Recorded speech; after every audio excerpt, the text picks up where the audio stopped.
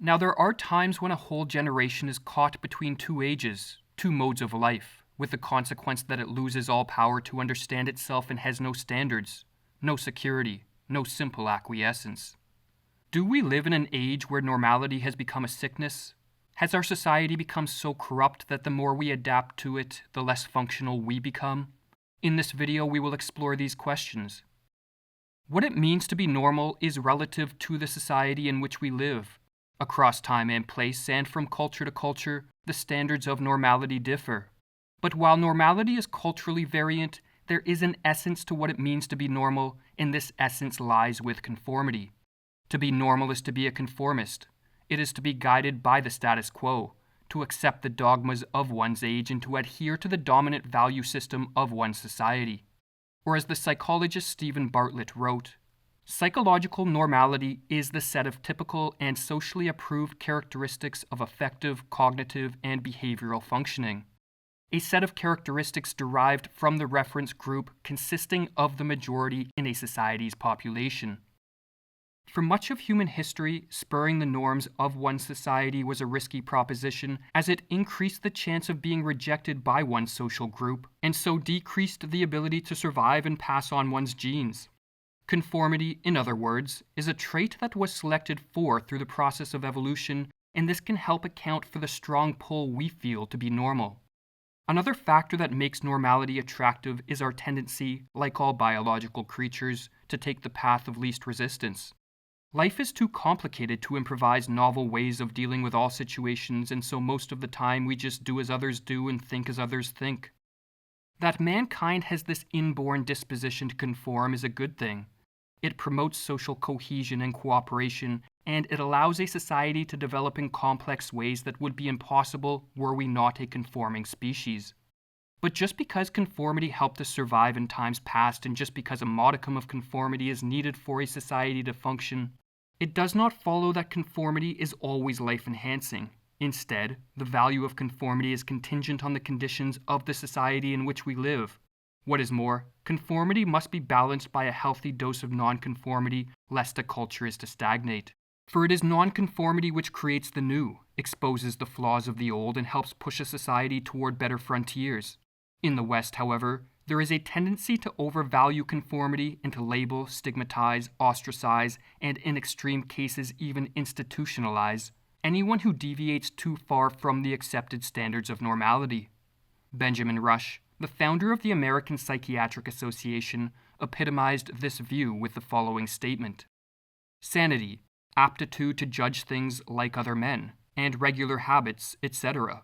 Insanity, a departure from this.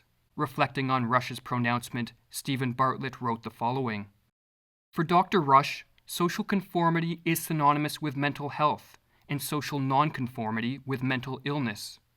In the 2 intervening centuries since Dr. Rush made his diagnostic pronouncements, the standard of mental health set by conformity with the psychological norms of everyday society has remained exempt from serious challenge by mainstream psychiatry and clinical psychology.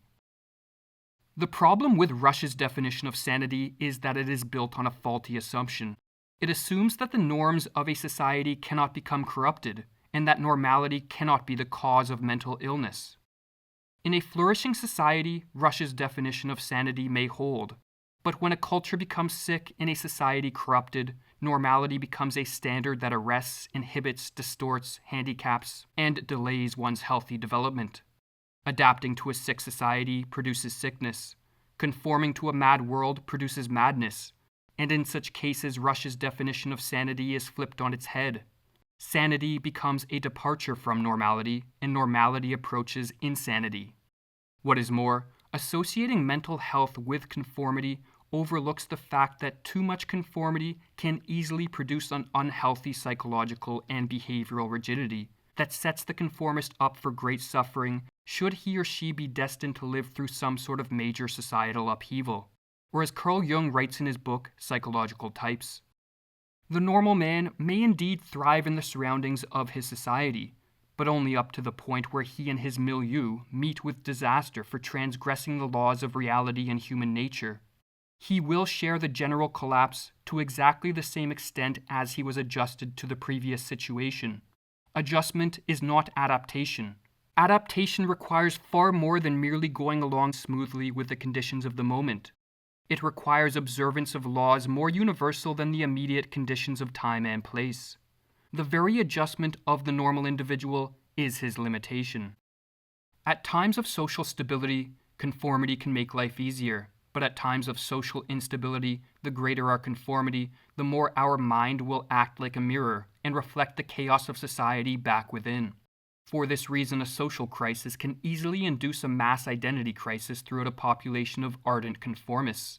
Or as the sociologist Gerald Platt explains, the loss of familiar social orders and one's place in them is potentially chaotic. People who can't sustain a biographically achieved sense of personal identity, continuity, feelings of worthiness, self-esteem, membership in a community, and so on, are easily overwhelmed by affective experiences. When these conditions are widespread, the society is undergoing a sense-making crisis. Many people these days, facing the prospect of having to reestablish order and meaning to their lives as our societies change, desire for a return to the status quo. But going back to the way things were, while probably not even possible, would not be beneficial even if it were. For the past paved the way to the present, and as many contrarian thinkers have warned, the West has been in a state of sickness and decline for decades, and normality has been a corrupted standard for just as long. What is different now is that the unremitting might of reality is crushing the illusions that blinded many people from seeing the sickness of modern-day normality, and which kept them believing that conforming to such standards was the safest path to take. But as Aldous Huxley prophetically warned over 60 years ago, the real hopeless victims of mental illness are to be found among those who appear to be most normal. They are normal only in relation to a profoundly abnormal society. Their perfect adjustment to that abnormal society is a measure of their mental sickness. These millions of abnormally normal people living without a fuss in a society to which, if they were fully human beings, they ought not to be adjusted. That normality does not equal mental health can be seen in the high rates of anxiety disorders, depression, and suicides, and by the widespread abuse of drugs and alcohol. What is more, the mob mentality and groupthink, which has been raging on social media for a decade and which is now playing out in the streets, is a further sign of the collective insecurity of our age. Helplessness and panic, wrote Jung, lead to group formation, or rather to a clustering together in masses for the sake of gregarious security. But perhaps the simplest way to judge the value of Western normality is to ask the following question. Does the average man or woman come across as a strong individual who is armed with the character traits to face up to the challenges of life? Or to paraphrase the author Richard Weaver, does the typical modern have the look of the hunted? Given the sheep-like reaction to the current crisis, and the ease with which most people can be induced into a state of utter panic and fear, the latter option seems more likely. We are on guard against contagious diseases of the body, wrote Jung, but we are careless when it comes to the even more dangerous collective diseases of the mind. If a collective disease of the mind has spread across much of the world, the only solution for those of us who wish to maintain our sanity is to learn what facilitates human flourishing and to build our lives around such foundations.